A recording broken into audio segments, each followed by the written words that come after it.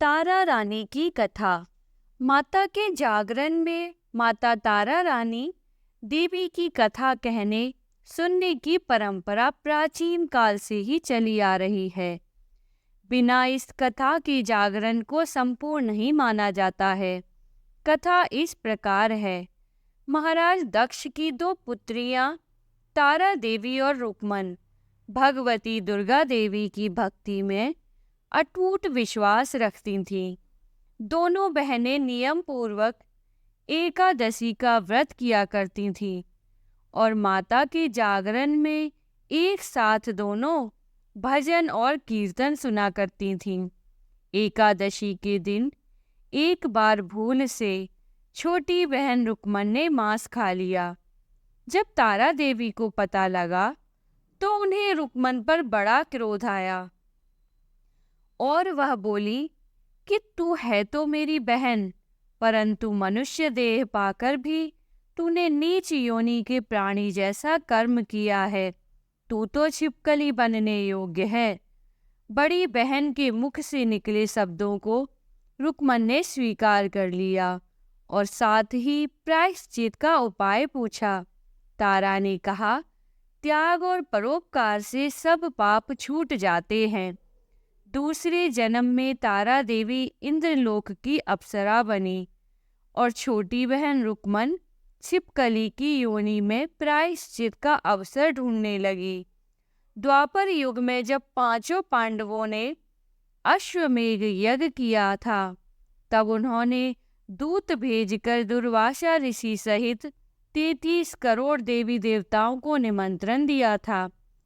जब दूत दुर्वासा ऋषि के आंगन में निमंत्रण लेकर गया तो दुर्वासा ऋषि बोले, यदि 33 करोड़ देवी देवता उस यज्ञ में भाग लेंगे तो मैं उसमें सम्मिलित नहीं हो सकता।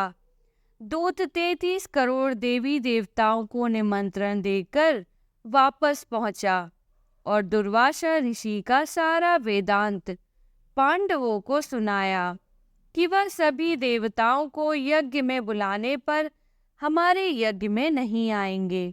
जब यज्ञ शुरू हुआ तो 33 करोड़ देवी देवता यज्ञ में भाग लेने आए, पर दुर्वासा ऋषि को यज्ञ में ना देखकर पांडवों ने पूछा कि ऋषिवर को क्यों नहीं बुलाया। इस पर पांडवों ने नम्रतापूर्वक उत्तर दिया कि उन्हें निमंत्रण भेजा था, पर वह अहंकार के कारण नहीं आए। यज्ञ में पूजन हवन आदि समाप्त हुए तत्पश्चात भोजन के लिए भंडारे की तैयारी होने लगी।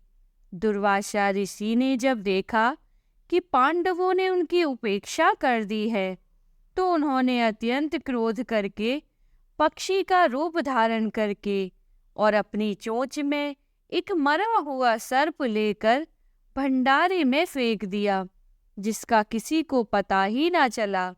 वह सर्प खीर की कढ़ाई में गिरकर छुप गया। एक छिपकली जो पिछले जन्म में तारा देवी की छोटी बहन रुक्मन थी तथा बहन के शब्दों को सर्व धारण कर इस जन्म में छिपकली बनी है और वह सर्प का भंडारे में गिरना देख रही थी, उसे त्याग और परोपकार की शिक्षा अभी तक याद थी। वह भंडार घर की दीवार पर चिपकी और समय की प्रतीक्षा करती रही थी। कई लोगों के प्राण बचाने हेतु उसने अपने प्राण न्यौछावर करने का मन ही मन संकल्प बना लिया था। जब खीर भंडारे में दी जाने वाली थी, सबकी आंखों के सामने वह छिपकली दीवार से कूदकर खीर की कढ़ाई में जा गिरी।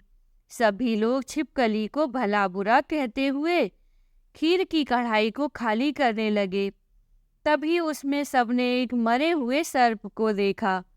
अब सबको मालूम हुआ कि छिपकली ने अपने प्राण देकर उन सब के प्राणों की रक्षा की है। इस प्रकार उपस्थित सभी सज्जनों ने देवताओं ने उस छिपकली के लिए प्रार्थना की, उसे सभी योनियों में उत्तम मनुष्य जन्म प्राप्त हो तथा अंत में वह मोक्ष को प्राप्त हो। तीसरे जन्म में वह छिपकली राजा सरपरस्त के घर कन्या बनी दूसरी बहन तारा देवी ने फिर मनुष्य जन्म लेकर तारामती के नाम से अयोध्या के प्रतापी राजा हरिश्चंद्र के साथ विवाह किया। राजा सरपरस्त ने ज्योतिषियों से कन्या की कुंडली बनवाई। ज्योतिषियों ने राजा को बताया कि यह कन्या राजा के लिए हानिकारक सिद्ध होगी, इसलिए इसे मरवा दीजिए। राजा बोले, लड़की को मारने का पाप बहुत बड़ा है, मैं उस पाप का भागी नहीं बन सकता। तब ज्योतिषियों ने विचार करके राय दी कि हे राजन, आप एक लकड़ी के संदूक में ऊपर से सोना आदि जड़वा कर फिर उस संदूक के भीतर लड़की को बंद करके प्रवाहित कर दीजिए। सोने चांदी से जड़ा हुआ संदूक भी अवश्य ही कोई लालच से निकाल देगा और आपकी कन्या को भी पाल लेगा, अतः आपको किसी प्रकार का पाप भी नहीं लगेगा। ऐसा ही किया गया। नदी में तैरता हुआ संदूक काशी के समीप भंगी को दिखाई दिया। भंगी संदूक को नदी से बाहर निकाल लाया। उसने जब संदूक को खोला तो सोने चांदी के अतिरिक्त अत्यंत रूपवान कन्या दिखाई दी। उस भंगी को कोई संतान भी न थी। तब उसने अपनी पत्नी को वह कन्या लाकर दी तो उसकी पत्नी की प्रसन्नता का ठिकाना ही न रहा। उसने अपने संतान के ही समान उस बच्चे को छाती से लगा लिया। भगवती वैष्णो माँ की कृपा से उसके स्तनों में दूध उतर आया। भंगी और उसकी पत्नी ने प्रेम से उस कन्या का नाम रूको रख दिया। रूको की सास महाराजा हरिश्चंद्र के घर सफाई का काम करने जाया करती थी। एक दिन वह बीमार पड़ गई तो रूको महाराजा हरिश्चंद्र के घर काम करने के लिए चली गई। महाराजा की पत्नी तारामती ने जैसे ही रूको को देखा तो वह अपने पूर्व जन्मों के पुण्य से उसे पहचान गई।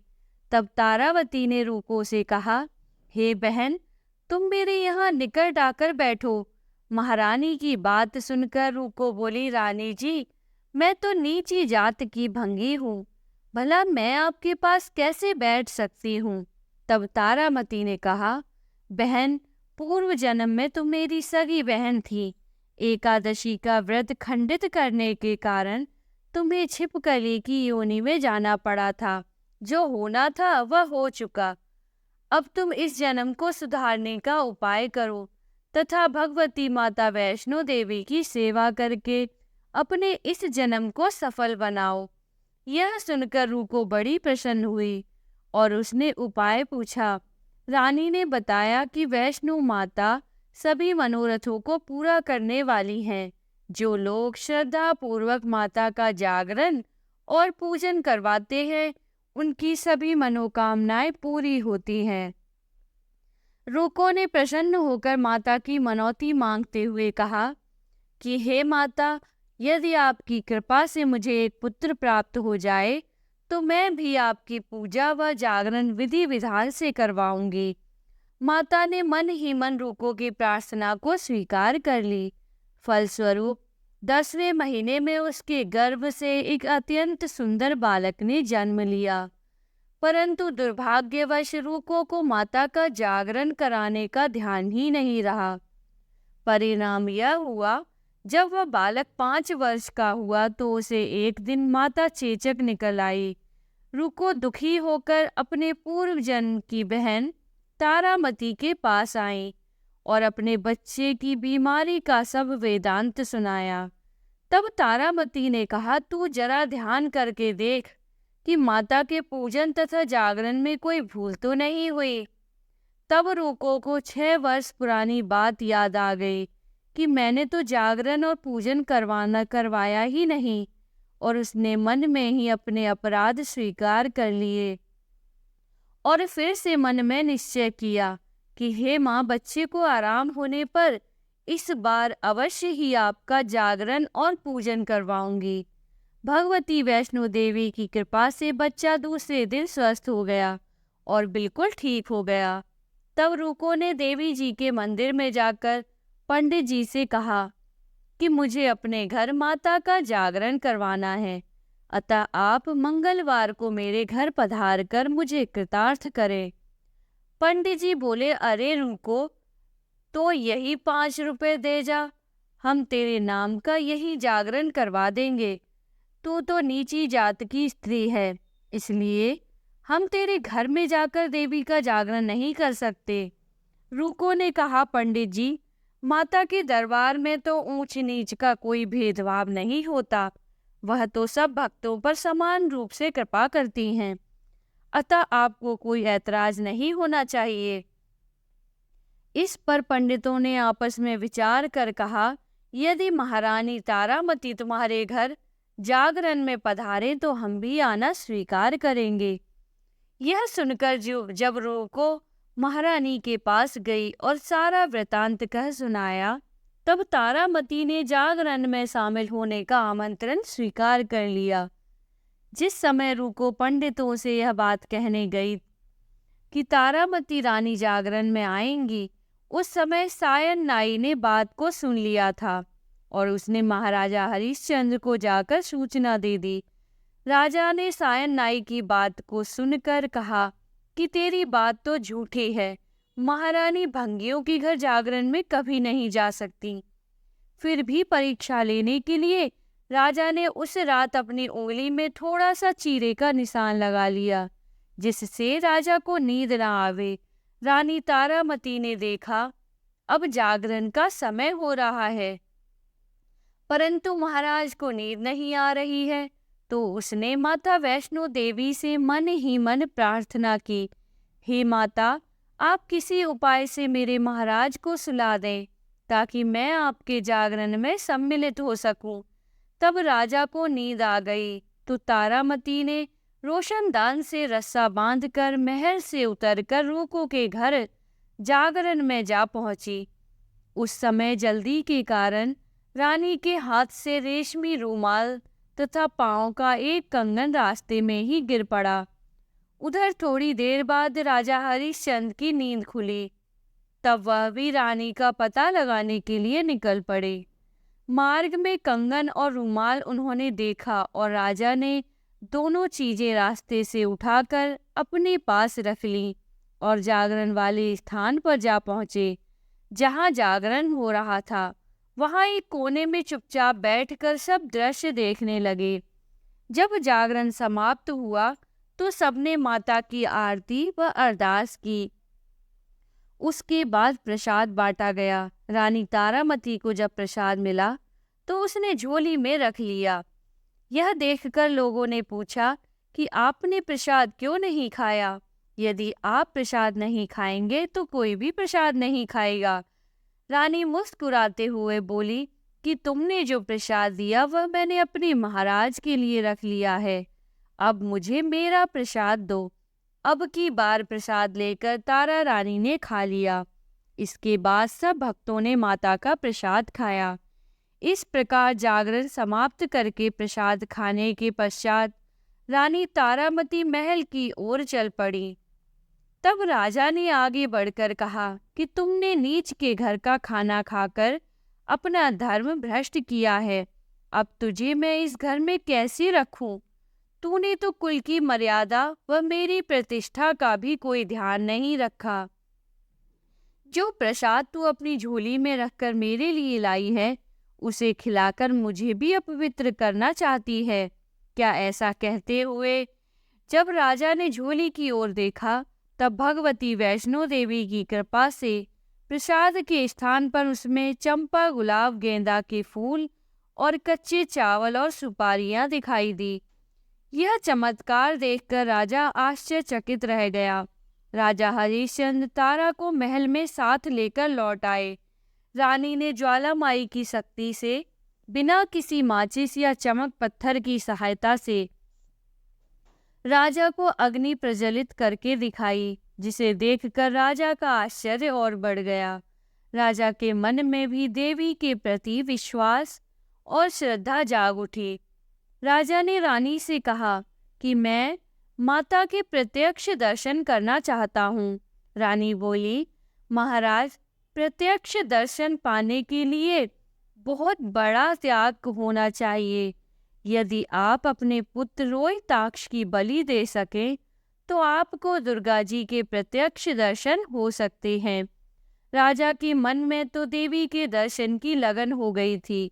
राजा ने पुत्र मोह त्याग कर रोहिताक्ष का सर देवी के चरणों में अर्पित कर दिया।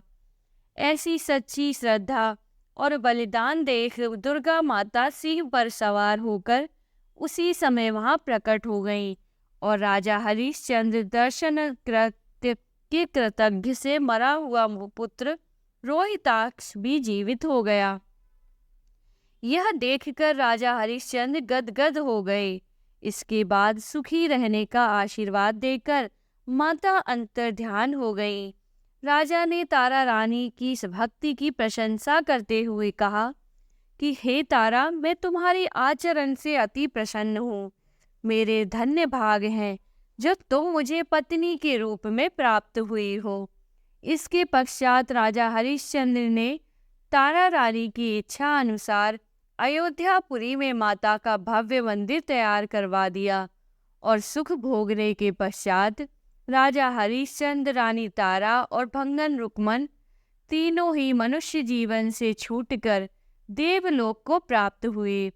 माता रानी के जागरण में तारा रानी की इस कथा को जो मनुष्य विधि पूर्वक पढ़ता है या सुनता है, उसकी सभी मनोकामना पूर्ण होती है, सुख और समृद्धि बढ़ती है, शत्रुओं का नाश होता है, सर्व मंगल होता है। इस कथा के बिना जागरण को पूरा नहीं माना जाता है। जय माता दी।